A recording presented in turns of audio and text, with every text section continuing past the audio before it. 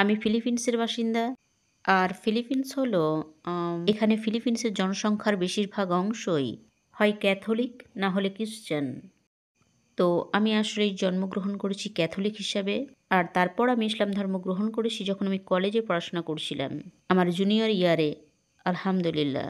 তো সেটাই মোটের উপর।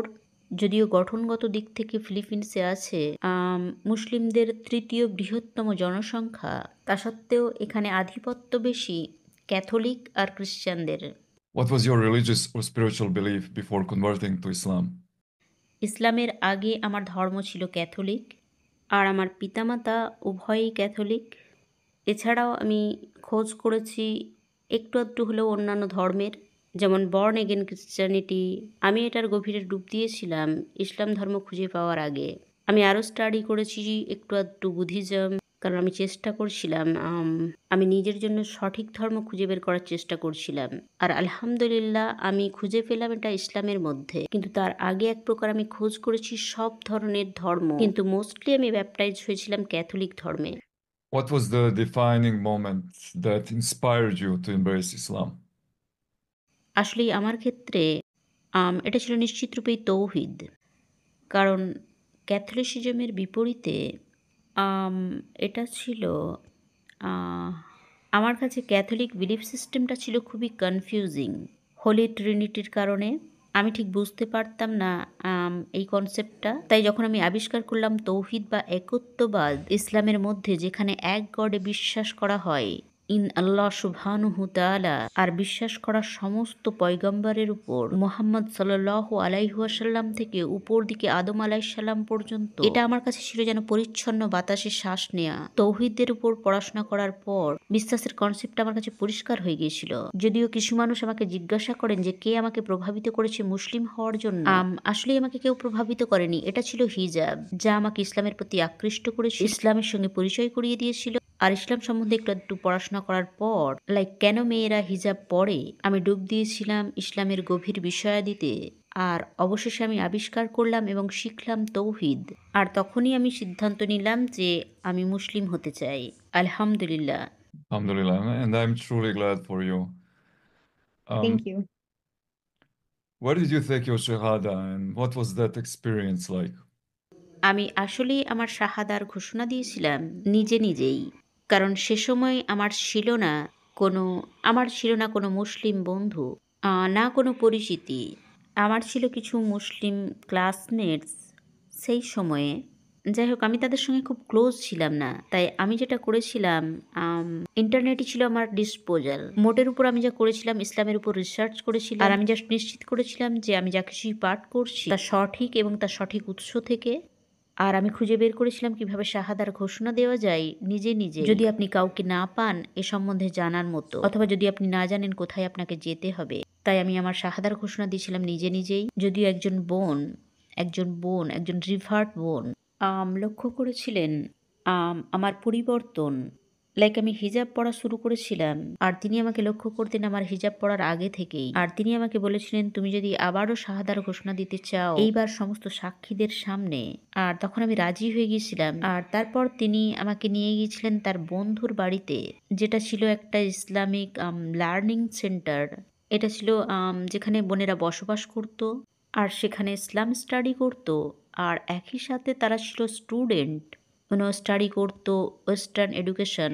তো তিনি আমাকে সেখানে নিয়ে গেলেন, আর সেখানে আমি আবারও আমার শাহাদার ঘোষণা দিলাম দ্বিতীয়বারের জন্য।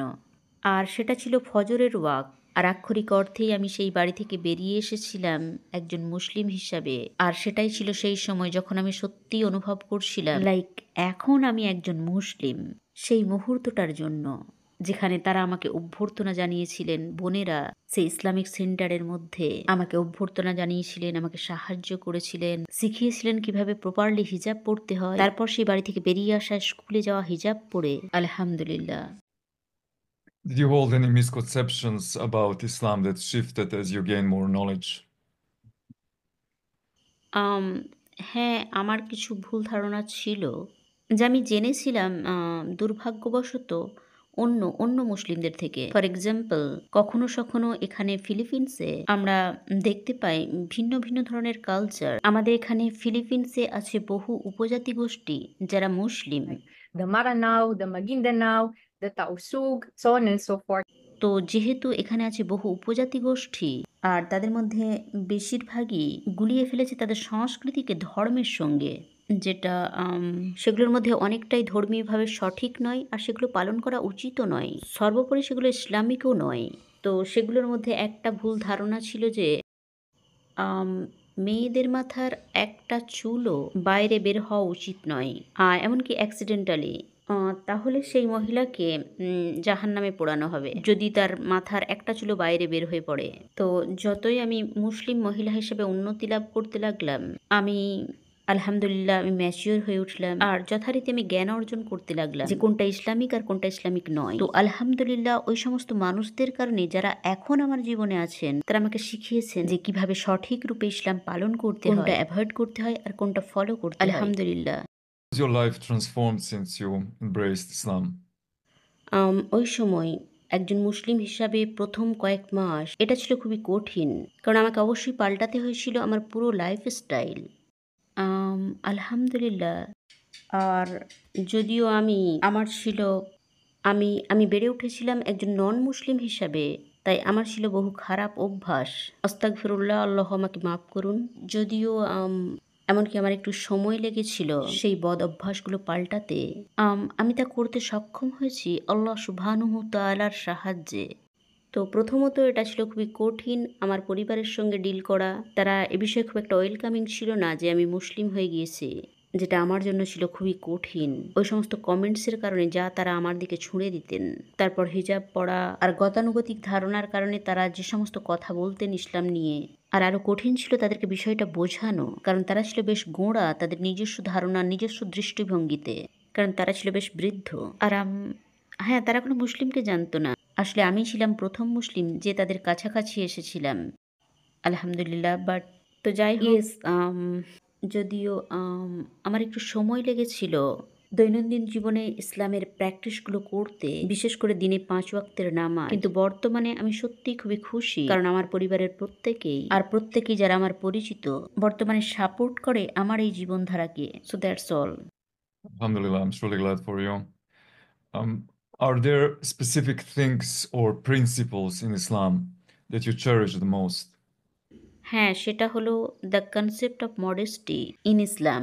শালীনতার বিষয়টা ইসলামের আসলে যেটা সত্যিই আমাকে অনুপ্রাণিত করেছিল ইসলামের প্র্যাকটিস করায়। অন্যান্যগুলোর তুলনায় এটাই ছিল প্রথম বিষয় যা আমাকে ইসলাম প্র্যাকটিসে অনুপ্রাণিত করেছিল। বিশেষ করে ইসলামে যেভাবে নারীদেরকে দেখা হয়, যেহেতু আমাদের উন্নীত করা হয়েছে খুবই উচ্চ মর্যাদায়, যে বিষয়টাকে পশ্চিমী দুনিয়াতে খুব একটা ওয়েলকাম করা হয় না।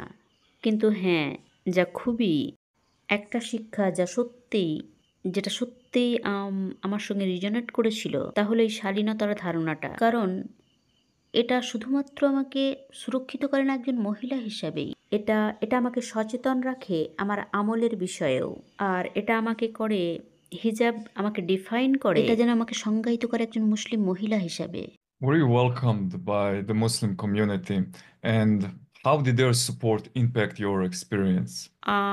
ইয়েস, সেখানে আছে বহু মুসলিম, বিশেষ করে বোনেরা যারা আমাকে অভ্যর্থনা জানিয়েছেন। আমি আসলেই একটা গ্রুপের অংশ আমাদের কলেজের, আমাদের ইউনিভার্সিটির। আমি সেখানে একজন অফিসার ফর দ্য বালিক ইসলামস রিভার্টের পরিবর্তে। তো তারা সবাই আমাকে ওয়েলকাম করেছিলেন একজন রিভার্ট হিসাবে। যদিও সেখানে অনেক মানুষ আছেন যারা আমাকে জাজও করেছেন, আমাকে বলেছেন যে, বা এই ধরনের ধারণা পোষণ করেছেন যে আমি শুধুমাত্র ইসলামে এ কারণে কনভার্ট হয়েছি যে আমাকে কেউ ইনফ্লুয়েন্স করেছে, কোনো পুরুষ প্রভাবিত করেছে।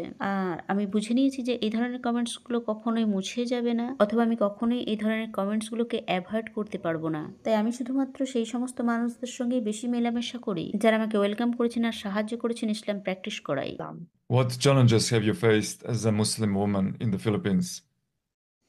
আলহামদুলিল্লাহ খুব বেশি নয়। সমাজের দিক থেকে বলবো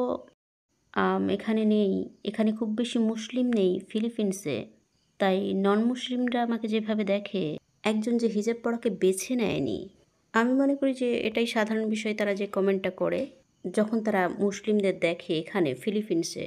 যদিও আমি বিশ্বাস করি আজকের দিনে বহু সংখ্যক নন মুসলিম এখন ইসলামের বিষয়ে অনেকটাই জানে, আলহামদুলিল্লাহ। আর আরও ইসলাম প্র্যাকটিস নিয়ে যেটা বলবো সেটা হলো খুঁজে বের করা এবাদতের স্থান অথবা অজু করার স্থান, অজু করা ফ্রেন্ডলিভাবে মহিলাদের জন্য কমফোর্টেবল রুমে। তো এটা একটা চ্যালেঞ্জ আমি মনে করি, বাট মোটের উপর ব্যক্তিগতভাবে আমার জন্য এটা সুবিধাজনকই ছিল। আলহামদুলিল্লাহ। What advice would you give to someone considering converting to Islam? আমি স্ট্রংলি সাজেস্ট করব আপনারা শিখুন তৌহিদের বিষয়টা আর পড়াশোনা করুন আল্লাহ সুবহানাহু তাআলার পয়গম্বরদের বিষয়ে। কারণ আমি মনে করি যে যখন আমরা পাবো সত্যিকার তৌহিদের কনসেপ্ট, একত্ববাদ, বিশ্বাস করা এক গডে, আমি মনে করি বাকি বিষয়গুলো সহজ হয়ে যাবে। কারণ আমি মনে করি যে এই ধরনের বিশ্বাসের ভিত্তি থাকলে কেউ আপনাকে নড়াতে পারবে না অথবা ইসলাম ত্যাগ করাতে কনভিন্স করতে পারবে না। বিশেষ করে আপনার যদি জানা থাকে সেই ধারাবাহিকতা যা আছে পয়গাম্বরদের, যারা একই বার্তা বহন করে নিয়ে এসেছেন, আর তা হলো বিশ্বাস আনো একমাত্র আল্লাহ সুবহানাহু তাআলার উপর, আর অনুসরণ করো আর তাই ফলো করো যা তোমার উপর ফরজ করা হয়েছে। তো মোটের উপর এই উপদেশই আমি দিতে পারি। Maika, I want to thank you for being my guest. It was truly a pleasure to have you here and to be able to share your story. Thank you very much also for this opportunity.